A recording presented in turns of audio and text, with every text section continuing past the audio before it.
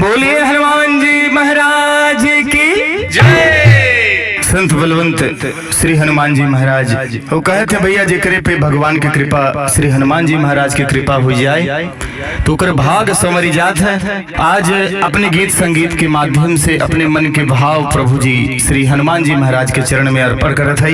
हम और आप सब से आशीर्वाद की कामना बा।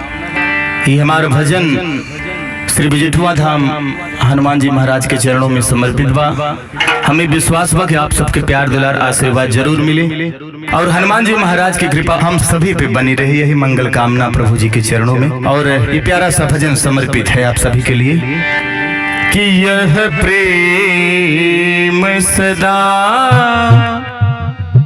मंजूर रहे,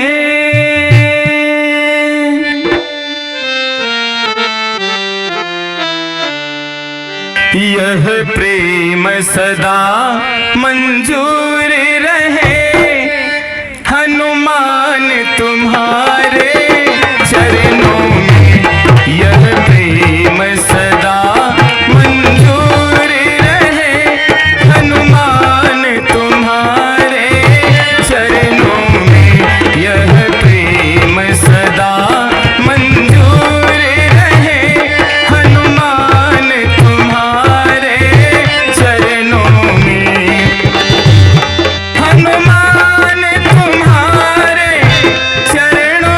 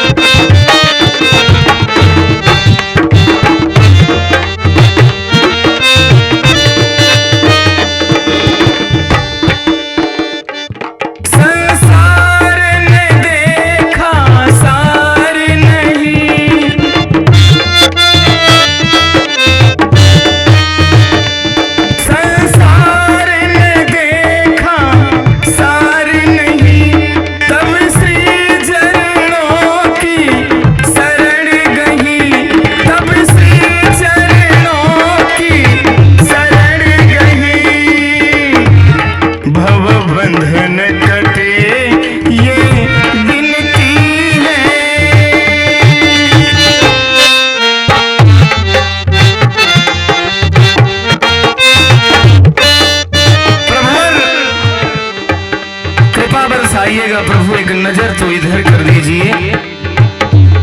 भव बंधन कटे ये विनती है, हनुमान तुम्हारे चरणों में। भव बंधन कटे ये विनती है, हनुमान तुम्हारे चरणों में। यह प्रेम सदा मंजूर रहे, हनुमान तुम्हारे चरणों में। यह प्रेम सदा मंजूर रहे।